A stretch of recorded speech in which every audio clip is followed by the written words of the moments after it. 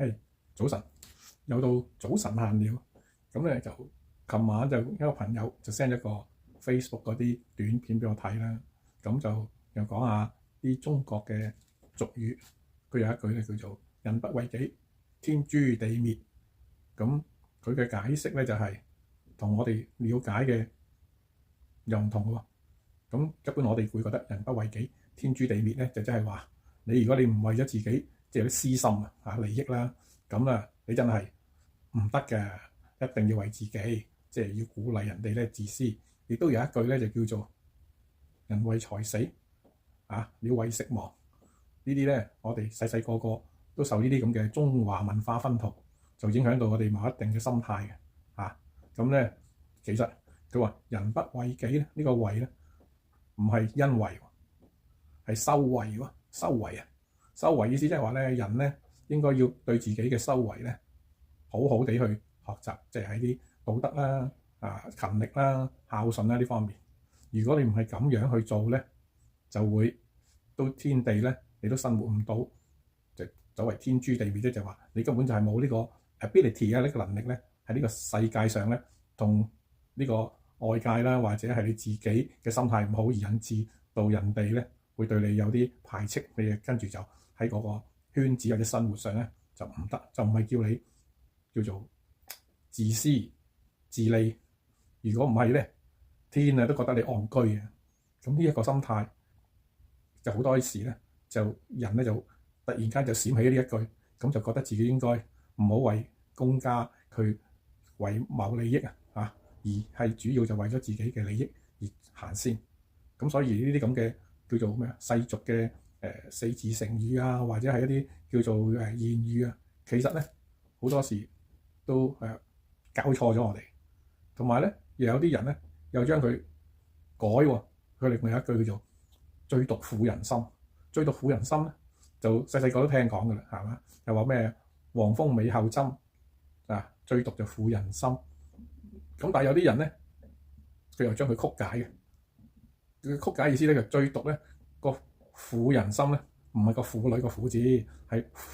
辜負咗人哋嘅心。最毒咧歹毒咧就係人哋對你好，你咧都唔知道呢啲係一個恩惠或者要感恩嘅，而你嘅辜負咗佢，咁咧呢啲人咧就最唔好啦。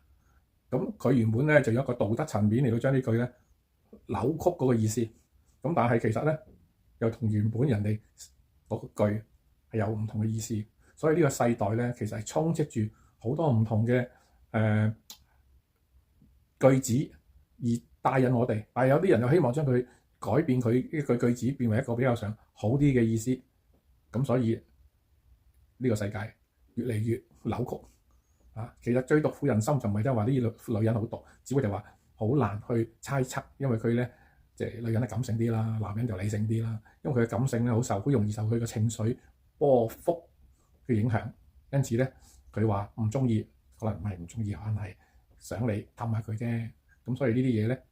就用一個毒字咁啲人就慢慢咧就偏頗咗，就對女性有歧視咁所以我哋其實聽每一句 even 係咩古語咧都要睇下佢嘅來龍去脈就算你同即係待人接物聽人哋講嘢，睇下佢講嘅嘢嘅背後含義，定係佢因為受某一啲嘅影響而作出咁嘅決定。我哋自己咧好多時都要即係叫做，如果用中國就叫做修身啦，係咪？就係自己去反思下。咁其實我哋成日都話咩 critical thinking 就係西方嘅叫做即係個思考咧用多種嘅層面。其實我哋中國有冇？其實中國都有喎，三省吾身或者叫你多啲去孔子孔孟都有呢一類嘅思想嘅莊子咧就叫你亦都係將嗰個抽下嚟或者係譬如佢用子非魚焉知魚之樂，咁就已經叫你即係話你用唔同嘅角度去睇不過咧佢就用一個古仔寓言咁樣，就冇一個就好似西方咁理性化，係叫啲咩 critical thinking， 講出嚟個 terms 好似好正咁樣咁所以喺中國嘅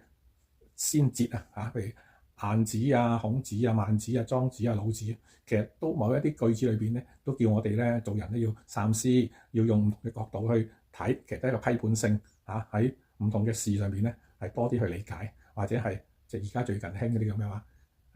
讓子彈飛一回，係嘛？咁亦都係叫你唔係話真係叫你俾咗子彈飛過，意思即係話咧，你諗俾啲時間你自己去諗下先，俾嘅呢件嘢發酵下先，睇下佢帶出嚟嘅唔係好似咁樣，你而家見到就係咁樣，睇清楚再有決定。咁所以其實人咧，我哋活到幾廿歲咧，就見就見得多啦，但係要思咯，思辨啊，同埋要辯啊，去辯論一下自己內心辯論，或者揾第三者辯論下都 OK 嘅嚇。咁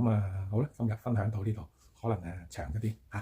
嚇，有咩俾啲意見，好，拜拜。